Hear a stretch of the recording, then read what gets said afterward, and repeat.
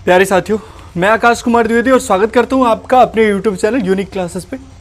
जहां तक हमने आपको पिछली वीडियोस में बता दी थी कि आप किसी भी nth डिग्री पॉलिनोमियल को लिख रहे हैं, n घातीय बहुपद को लिख रहे हैं, तो उसके कितने शून्यक होंगे? n शून्यक होंगे। इतनी बात आपको मैंने परफेक्टली बता दी थी।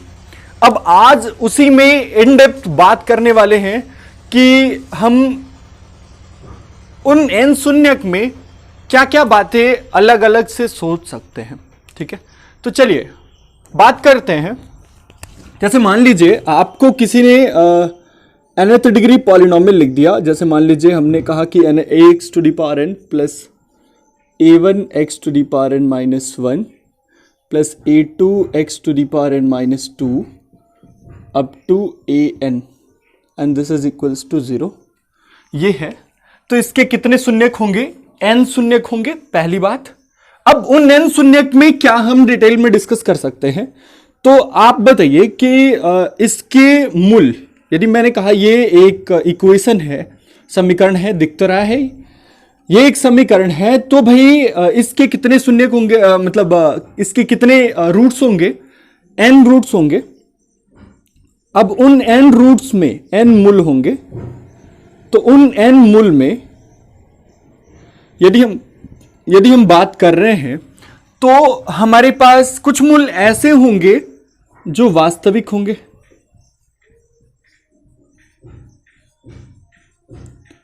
कुछ मूल ऐसे होंगे जो काल्पनिक होंगे, और कुछ मूल ऐसे होंगे जो इन दोनों के कॉम्बिनेशन होंगे। क्यों भाई? क्योंकि भाई x की वैल्यू कोई नंबर ही तो होगी, तो कोई नंबर या तो प्योरली रियल हो सकती है, या तो परिशुद्ध काल्पनिक या परिशुद्ध वास्तविक हो सकती है, ये दो, और या सम्मिश्र हो सकती है। इसका मतलब इन दोनों का क्या हो सकती है? कॉम्बिनेशन हो सकती है। ये बात आपको समझ में आ रही है? तो इसका मतलब क्या है कि हम सीधे सीधे कहें तो n मूल होंगे या n सम्मिश्र मूल होंगे। अब भाई सम्मिश्र मूल में हम क्या कह सकते हैं? सम्मिश्र मूल में हम कह सकते हैं, सम्मिश्र मूल में कह सकते हैं कि भाई वो x प्लस आई वाई का होगा, x प्लस आई वाई के फॉर्म का होगा। और मैंने सम्मिश्र संख्या के बारे में, कॉम्प्लेक्स नंबर के बारे में आपको हर एक डिटेलिंग बता दी है। एक नॉर्मल जैसे टॉक होता है कि सम्मिश्र संख्या में हम क्या क्या चीजें हमें जाननी चाहिए, एक बेसिक लेवल पे मैंने वो बता दी है आपको। ठीक है, तो वैसे ही मैं थ्योरी ऑफ इक्वेशन में ही बात करने वाला हूं। तो n मूल होंगे वो x प्लस आई वाई के फॉर्म में होंगे। अब ये सर क्या क्या दिक्कत है सर? ये समझ में नहीं आ रहा सर। अरे भाई, कोई भी वास्तविक संख्या होगी तो y उस टाइम 0 होगा, कोई भी काल्पनिक संख्या होगी उस टाइम x 0 होगा, परिशुद्ध काल्पनिक होगी तो x 0 होगा, और इन दोनों का कॉम्बिनेशन होगी तो कुछ इस फॉर्म का होगा। अब इसमें बात करने वाले हैं पहला काम, नोट, और ये बहुत इंपॉर्टेंट नोट्स हैं आपके लिए। इसे आप जितनी इंपॉर्टेंस के साथ देखते हो, ये बहुत ही इंपॉर्टेंट कंडीशंस हैं जिन्हें आपको समझना चाहिए। ठीक है, तो चलिए मैं बात करता हूं, एक एक करके मैं बात करता हूं। पहले तो हम a0, a1, a2 up to an, ये जो लिखे हुए हैं a0, a1, a2 up to an, इन्हें हम क्या कह सकते हैं? ये हैं हमारे पास गुणांक, या हम जिन्हें कोफिशिएंट भी बोल सकते हैं, गुणा वाला अंक। ठीक है, अच्छा, तो ये सभी कैसे हो सकते हैं?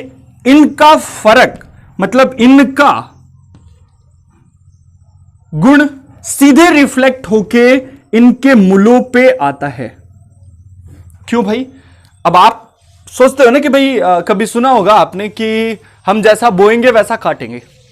ठीक है, तो वैसे ही इक्वेशन में क्या होता है कि x की फाइनल, x की, जैसे आपने देखा होगा कि 10th में आप बहुत छोटी छोटी प्रॉब्लम्स को सॉल्व कर रहे होते हैं, वहां पे आप बोलते हो कि कोई समीकरण है, कोई द्विघात समीकरण है जिसके दो मूल अल्फा और बीटा है, तो बताओ द्विघात समीकरण क्या होगा?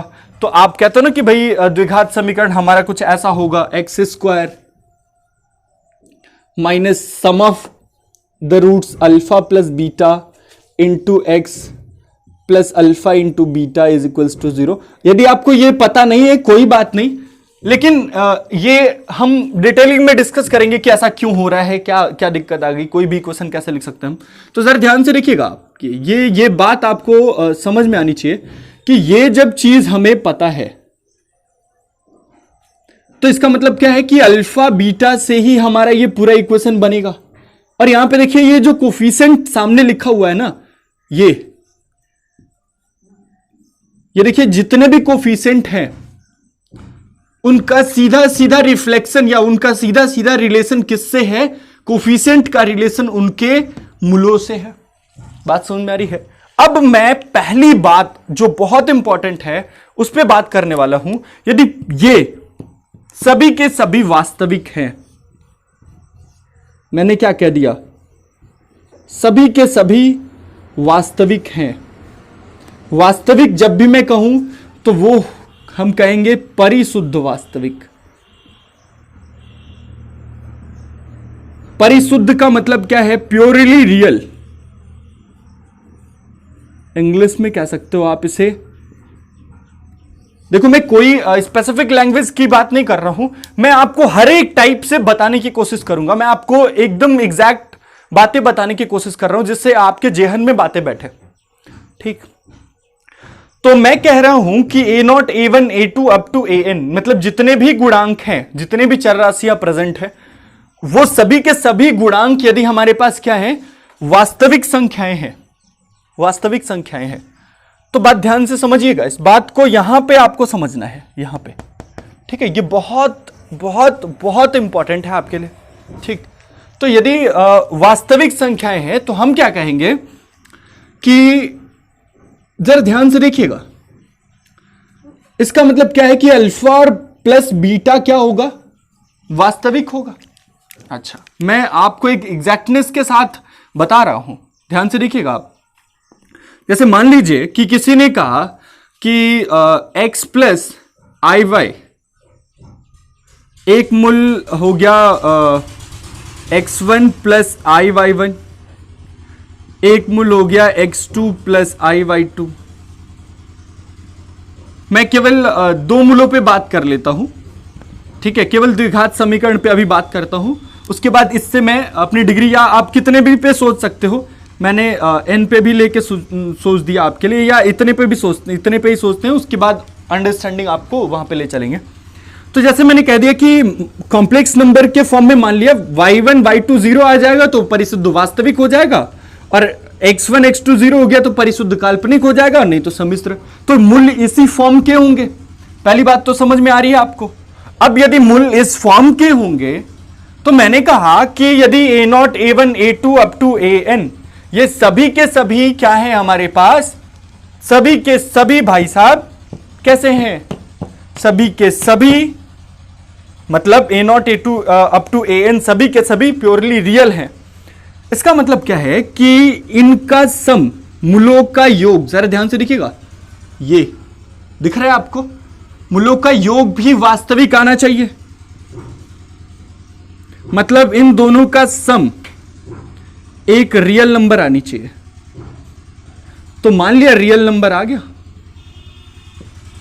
अच्छा, इन दोनों का product x1 plus i y one into x2 plus i y two, ये भी एक रियल नंबर आना चाहिए। यहां से तो आपको बातें समझ में आती है ना कि x1 plus i y one मतलब पहला मूल और दूसरा मूल, इन दोनों का योग भी रियल नंबर होना चाहिए और प्रोडक्ट भी रियल नंबर होना चाहिए। भाई इसके लिए मैंने एक वीडियो बना रखी है कॉम्प्लेक्स नंबर में कि किसी कॉम्प्लेक्स नंबर का कॉन्जुगेट क्या होता है, संयुग्मी किसे कहते हैं। तो उस टाइम यदि आपने नहीं देखा है तो उस वीडियो को जाके देखिए। अप्रोक्सीमेटेड वो थर्ड वीडियो है, तो थर्ड वीडियो है। आप थर्ड वीडियो को जाके ढंग से देखिए। वहां पे लास्ट के 15 मिनट के आसपास से शुरू होता है वो। ठीक है, तो उसको जाके देखिए, वहां पे ये कॉन्सेप्ट आपको मिल जाएगा। तो यहां पे देखिए ये है हमारे पास एक सम्मिश्र संख्या। हमने दूसरी सम्मिश्र संख्या को खोजा ऐसे कि उसको ऐड करने पे भी एक रियल नंबर और प्रोडक्ट करने पे भी हमारे पास या गुणा करने पे भी कैसा आ जाए, रियल नंबर आ जाए, तो वो सीधा हमने बताया था कि वो पहली सम्मिश्र संख्या का संयुग्मी होता है। ये बात आपको समझना है, ये बहुत ही ऑसम बात है। बात समझ में आ रही है? मैंने वहां पे प्रूफ भी कराया है। तो यहां पे देख लीजिए कि इसका मतलब क्या है कि x2 प्लस i/2 जो होगा that will be equals to x1 minus i/1। ये बहुत इंपॉर्टेंट बात है और ये आपको समझ में आनी चाहिए। ठीक, चलिए आगे बढ़ते हैं। इन दोनों से आप कर सकते हो कि देखो आप यहां पे y1 प्लस y2 0 कर दोगे तो y1 इज इक्वल्स टू या y2 is equals to -y1 आ जाएगा। तो देखो आप y2 के प्लेस पे -y1 रख दोगे और यहां से प्रोडक्ट वाला i0 करोगे तो वहां से x1 बाई x2 मतलब x1 is equals to x2 भी आ जाएगा इस कंडीशन को यूज करके। तो यहां पे देखिए ये क्या हो गया, एक दूसरे के क्या हो गए, संयुग्मी हो गए। या हम सीधे कहें कि x2 प्लस i/2 मतलब जो दूसरा मूल होगा वो पहले का कॉन्जुगेट होगा या पहले से रिलेटेड होगा। तो हम सीधे लैंग्वेज में यही कहते हैं ना कि यदि सभी के सभी गुणांक वास्तविक हैं, सभी के सभी गुणांक वास्तविक हैं, तो जो भी सम्मिश्र मूल आएंगे, जो भी सम्मिश्र मूल आएंगे, सम्मिश्र का मतलब क्या है कि जो भी काल्पनिक वाले पार्ट को रखेंगे, नॉन जीरो इमेजिनरी पार्ट रखेंगे, तो वो हमेशा हमेशा जोड़े में आएंगे। कैसे आएंगे? वो हमेशा जोड़े में आएंगे। देखो आप, एक x1 प्लस i/1 है तो दूसरा x1 माइनस i/1 है। ये आपको समझ में आनी चाहिए। ये सभी के सभी वास्तविक हैं, तभी हम कहेंगे कि किसी ने कह दिया कि जब आप देखते हो कि एक मूल 1 प्लस i है तो आप डायरेक्टली मान लेते हो कि दूसरा मूल 1 माइनस i होगा। यह बहुत ही गलत सी बात है। एक मूल 1 प्लस i है और यदि आपको यह कंडीशन दे रखा है कि समीकरण के सभी गुणांक, समीकरण में उपस्थित चरों के सभी गुणांक वास्तविक हैं, तो दूसरा मूल हम कहेंगे 1 माइनस i होगा। ध्यान रखिएगा, यह बहुत इंपॉर्टेंट बात है। या हम ऐसे कहें कि हमेशा जो सम्मिश्र मूल होंगे ये वाले जोड़े में आते हैं। क्लियर है क्या? नॉन जीरो पार्ट वाले। तो पहली बात तो आपको कंफर्म हो गई होगी कि यदि सभी के सभी गुणांक वास्तविक हैं तो हमेशा कॉम्प्लेक्स जो रूट्स होते हैं ऑलवेज कम इनटू पेयर। बात समझ में? पहली प्रॉपर्टी मैंने बता दी आपको। दूसरी प्रॉपर्टी और भी इंपॉर्टेंट है। ये तो आप कमाल करते हो, आप बहुत ही दिक्कतें क्रिएट करते हो। जैसे आप कहते हो ना कि sir x square plus x minus b, a x minus b, a x plus b is equals to 0। ये कोई समीकरण है और बोला जाता है आपसे कि इसका एक मूल्य यदि 1 प्लस आई है तो आप बताओ दूसरा, आप बताओ ए और बी की वैल्यू क्या आएगी। तो आप तो इतने बहादुर बन जाते हो ना, वहां पे तोप बन जाते हो आप कहते हो सर आज तो छोड़ेंगे नहीं, आज तो सर उड़ा ही देंगे हम। तो भाई आप कहते हो कि पहला मूल 1 प्लस आई है और दाएं से आप दूसरा मूल कहते हो 1 माइनस आई हो जाएगा। यह बात आपको समझ में आनी चाहिए कि भाई हम हमेशा ऐसा नहीं कह सकते हैं कि एक मूल यदि 1 प्लस आई है तो दूसरा मूल 1 माइनस आई होगा। यह हम तभी कहेंगे जब ये सभी के सभी गुणांक, जब आपको कहा जाए कि ए भी वास्तविक है बी भी वास्तविक है, तब हम ऐसा कहेंगे। बात समझ में आ रही है? यह बहुत इंपॉर्टेंट बात है, यह आपको कंफर्म आनी चाहिए यह बात। ठीक है, कई एग्जाम्स में आप गलती करके आ जाओगे, एक छोटी सी बात पूछेंगे, वो एक 1 प्लस आई दे देंगे, बोलेंगे ए और बी की वैल्यू बताओ। तो भाई ए और बी की वैल्यू कुछ भी हो सकती है। यदि आपसे सीधा यह पूछा जाए कि 1 प्लस आई है एक मूल, ठीक है, और दूसरा मूल बताओ, तो 1 प्लस आई को सीधे रखोगे आप। यहां पे जो कंडीशन आएंगी ए और बी की, उनको से अब देखो ए और बी के बीच एक इक्वेशन, 2 अननोन, तो उसके इनफाइनाइट रूट्स हो जाते हैं। इसका मतलब अनंत हल हो जाएंगे, वहां पे अनंत हल होंगे। ये बात आपको समझ में आनी चाहिए कि ए और बी के अनंत मान आने लगेंगे यदि ए और बी के बारे में पहले से कुछ नहीं बोला गया है। लेकिन यदि पहले से मैंने बता दिया कि ए और बी दोनों के दोनों यदि वास्तविक है, तब हम कहेंगे कि हां एक रूट यदि 1 प्लस आई है तो दूसरा रूट 1 माइनस आई होगा, तभी इनका सम भी वास्तविक होगा। देखो सम भी वास्तविक होगा। देखो 1 प्लस आई 1 माइनस आई दोनों को जोड़ोगे 2 आ जाएगा। क्लियर है क्या? तो ए की वैल्यू -2 आ जाएगी। और प्रोडक्ट भी क्या होना चाहिए? वास्तविक होना चाहिए। इसका मतलब 1 प्लस आई इंटू 1 माइनस आई 2 आ जाएगा। बात समझ में आई क्या? तो बी की वैल्यू 2 आ जाएगी। क्लियर है क्या? तो हम ये तब कहेंगे एक रूट यदि 1 प्लस आई कह दिया किसी ने, या एक root x plus i Y कह दिया, बोला कि दूसरा रूट x माइनस आई वाई होगा, ये तभी होगा जब सभी के सभी गुणांक क्या बोले जाएं? वास्तविक बोले जाएं। पहली कंडीशन मैंने फुल्ली एक एक क्लैरिटी के साथ मैंने बता दी। ठीक, अब चलिए दूसरी बात करते हैं। ये सभी के सभी गुणांक जो आपको दिख रहे हैं ना, ये सभी के सभी गुणांक आपको दिख रहे हैं। यदि मैंने आपसे कह दिया कि ये सभी के सभी परिमेय है, कैसे हैं? कैसे हैं? मैंने कह दिया आप ये सभी के सभी क्या है? परिमेय हैं। A0 A1 A2 up to AN ये सभी के सभी परिमेय हैं। मैंने कह दिया सभी के सभी परिमेय हैं या रेशनल हैं। भैया रेशनल नंबर तो जानते हो ना, परिमेय संख्या, वही कह रहे हैं।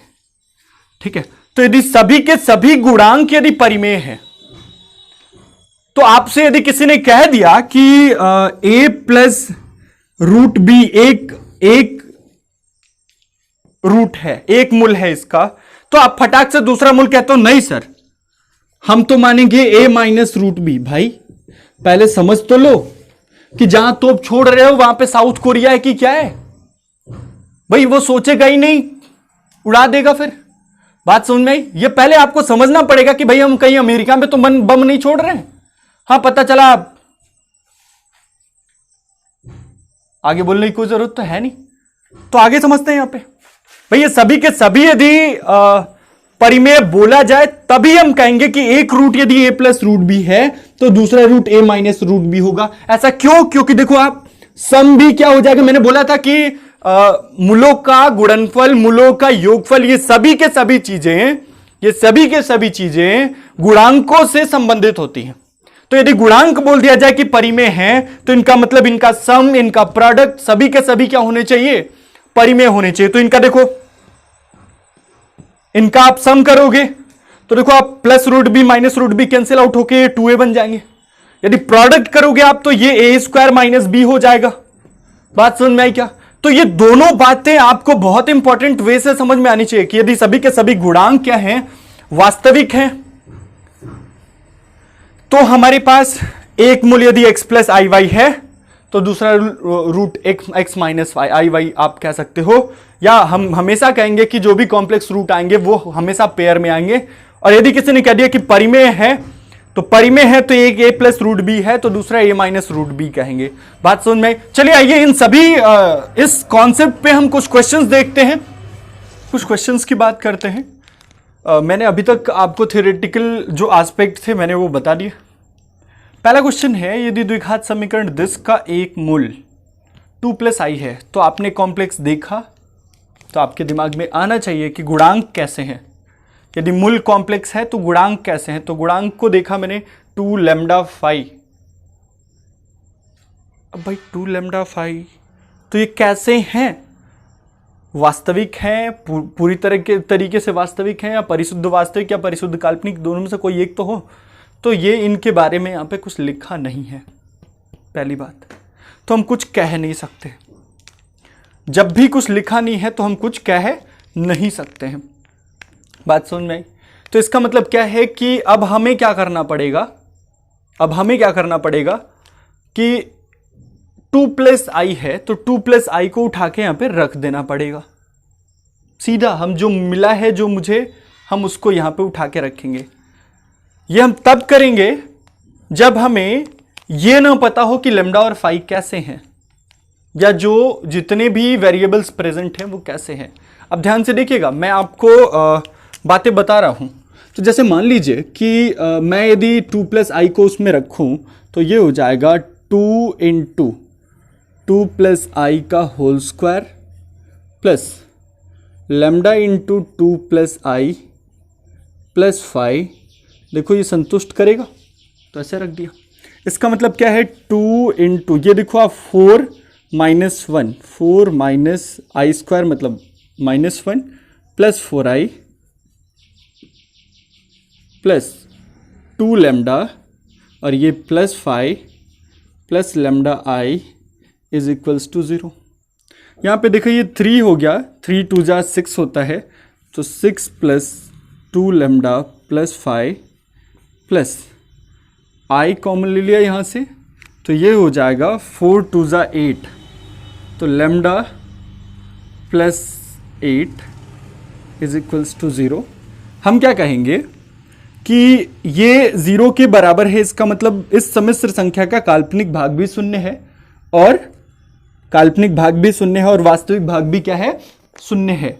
क्योंकि भाई शून्य से इक्वलिटी, मैंने बताया था कॉम्प्लेक्स नंबर में इक्वलिटी मतलब वो सेम टू सेम वही दर्शा रहा है, ठीक। तो इसका मतलब ये भी 0 है, ये भी 0 है। यदि ये 0 है तो लैम्डा की वैल्यू -8 और ये 0 है तो 6 plus 2 lambda plus 5 is equals to 0। यहाँ पे -8, ये लैम्डा की वैल्यू उठा के पुट कर दिया तो -6 -16 plus 5 is going to be 0, lambda की वैल्यू +10।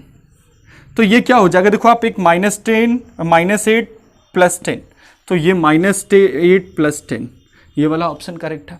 अब बात को समझिएगा, कुछ लोग कहेंगे कि सर 2 माइनस आई रखने पे भी दूसरा मूल 2 माइनस आई मान ले, वो करके कर दें तो भी तो हो जाएगा। बिल्कुल हो जाएगा सर, लेकिन ये तब मान्य होगा जब यहां पे केवल 2 वेरिएबल्स हो, लैम्डा और फाई, ठीक है। यहां पे कोई भी 2 वेरिएबल्स हो, 2 चेंज होने वाले हो। यदि 3 चेंज होने वाला हुआ, यदि 3 चेंज होने वाला हुआ ना, तो आपकी किस्मत पलट जाएगी। हम वैसे नहीं कर सकते हैं, एक 2 प्लस आई तो दूसरा 2 माइनस आई मान के नहीं कर सकते हैं यदि 3 वेरिएबल्स हुए तो। क्यों भाई, ऐसा क्यों नहीं कर सकते सर? बहुत इंपॉर्टेंट लॉजिक है। इसको यदि सॉल्व करें तो देखो आप 2 इक्वेशन बनेंगे, एक काल्पनिक वाले 0 होगा, एक वास्तविक वाला 0 होगा। तो यहां से 2 इक्वेशंस बनेंगे और 3 अननोन्स यदि यहां पे प्रेजेंट हो गए तो हम समीकरण के अनंत हल की तरफ जाने लगते हैं। तो इसका मतलब क्या है कि यहां पे अनंत मान संभव हो सकता था, लेकिन अभी है नहीं। क्यों नहीं है? क्योंकि भाई यहां पे केवल 2 क्या है, चर राशियां प्रेजेंट है। बात समझ में आई? तो चलिए, यदि 2 केवल प्रेजेंट है तब हम क्या कर सकते हैं, एक यदि 2 प्लस आई है तो आप दूसरा 2 माइनस आई मान के क्वेश्चन को क्या कर सकते हो, आप सॉल्व कर सकते हो, ठीक। तो चलिए, ये हो गया। चलिए बात करते हैं सेकंड क्वेश्चन पे। यदि द्विघात समीकरण दिस का एक मूल 1 + √2 है और ए बी वास्तविक और परिमेय है। देखो आपको ये बहुत अच्छी हिंट कर दी इन्होंने कि ए और बी यहां पे कैसे हैं, वास्तविक हैं और परिमेय हैं।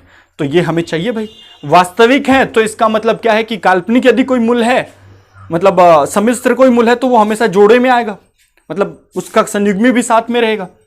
अच्छा, यदि परिमेय कह रहे हैं तो इसका मतलब क्या है कि यदि कोई एक मूल a + √b है तो दूसरा a - √b होगा। तो देखिए यहां पे एक मूल दे रखे हैं 1 + √2, तो दूसरा हम ऑटोमेटिकली यहां पे कह सकते हैं 1 - √2। बात समझ में आ रही है? तो एक मूल यदि 1 + √2 हो गया, दूसरा मूल 1 - √2 हो गया, तो मूलों का योग किसके बराबर होना चाहिए, -b/a।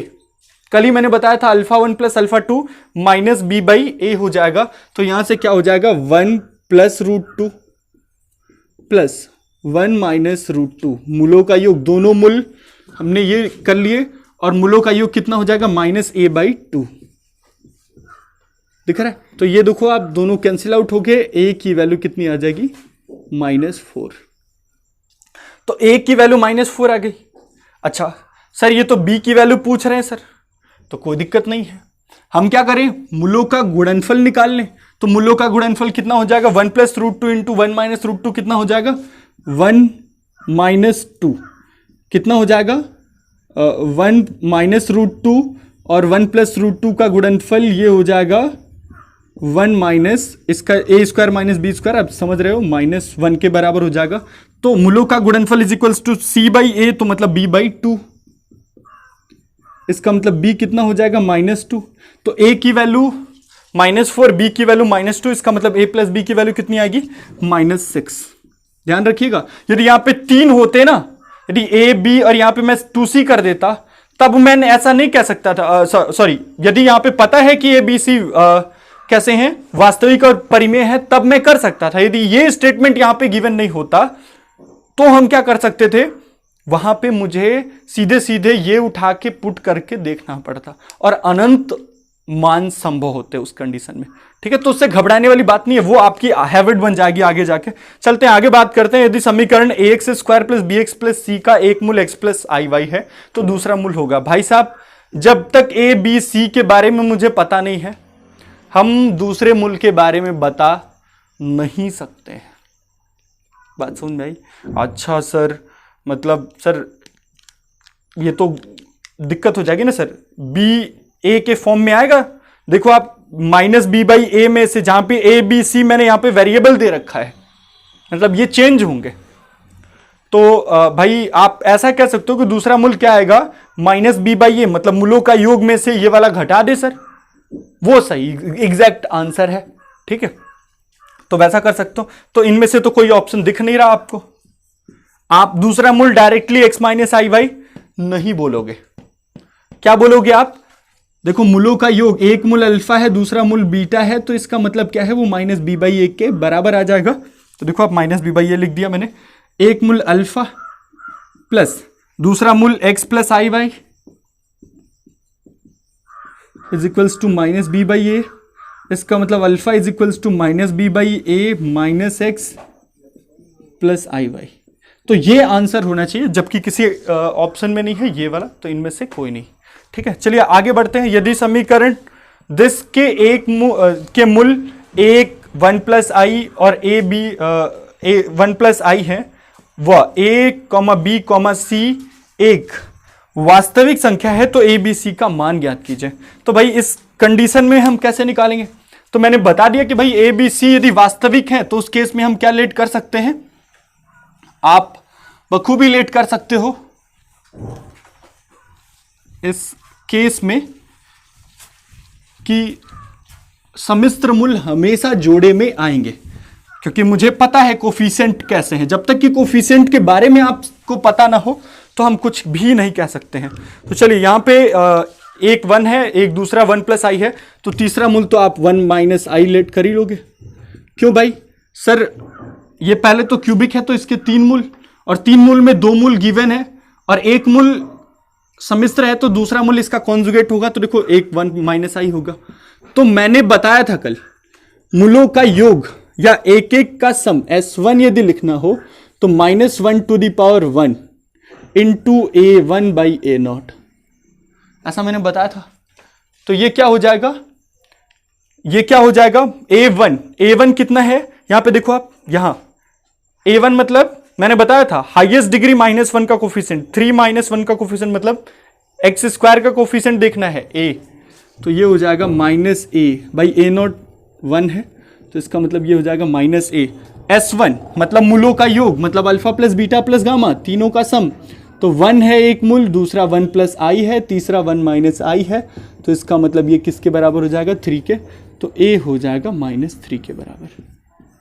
बात सुन में, अच्छा A -3 के बराबर, देखो आप -3 तो या तो ये ऑप्शन करेक्ट है, या तो ये ऑप्शन करेक्ट है, या तो ये ऑप्शन करेक्ट है, या तो ये भी हो सकता है, सॉरी ये तो ऑप्शन गया, या तो वो लास्ट वाला ऑप्शन हो सकता है। चलिए S2 की बात करते हैं। तो S2 निकालने के लिए मुझे क्या करना पड़ेगा, alpha beta, beta gamma, gamma alpha. तो अल्फा बीटा क्या होगा, 1 इंटू 1 प्लस आई प्लस दूसरा beta gamma 1 plus i into 1 minus i plus gamma alpha into 1 is equals to, देखो आप S2 है तो -1 to the power 2 into A2 by A0, और A2 क्या है, हाईएस्ट डिग्री -2 का कोफिशिएंट, हाईएस्ट डिग्री 3 है, -2 मतलब 1, तो x की पावर 1 का कोफिशिएंट मतलब ये हो जाएगा 1 इंटू B बाई A मतलब 1B। चलिए 1 प्लस आई 1 माइनस आई, ये देखो आप माइनस आई प्लस आई खत्म, ये हो जाएगा 2, और ये देखो आप 2 प्लस 1 प्लस आई 1 माइनस आई कितना हो जाएगा, 1 माइनस आई स्क्वायर मतलब ये कितना हो जाएगा 2, तो ये हो जाएगा B की वैल्यू कितनी हो जाएगी 4। ठीक, तो b की वैल्यू 4 हो जाएगी। इसका मतलब यहाँ पे यहाँ तक तो ये तो लग रहा है कुछ सही, ये भी गया आंसर, खत्म। अच्छा चलिए लास्ट के बाद कर लेते हैं तीसरा S3।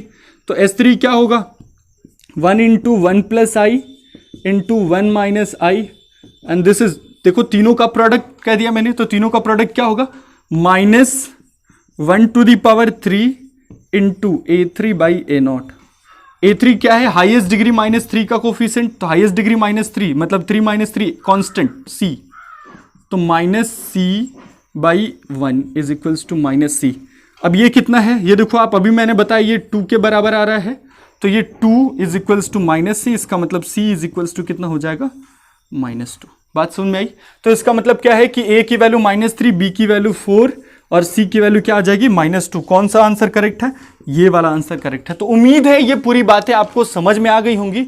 और जहां तक आपने फर्स्ट लेक्चर को नहीं देखा तो फर्स्ट लेक्चर को भी देख लीजिए, सेकंड लेक्चर को भी देख लीजिए, और हमारी टेलीग्राम चैनल जो यूनिक क्लासेस के नाम से है उनको ऑफिशियली आप ज्वाइन कर लीजिए, ठीक है। वहां पे आपको हर एक वीडियो की नोटिफिकेशन सबसे पहले आ जाएगी, ठीक। तो चलिए मिलते हैं आपसे नेक्स्ट वीडियो में, तब तक के लिए बाय बाय, टेक केयर।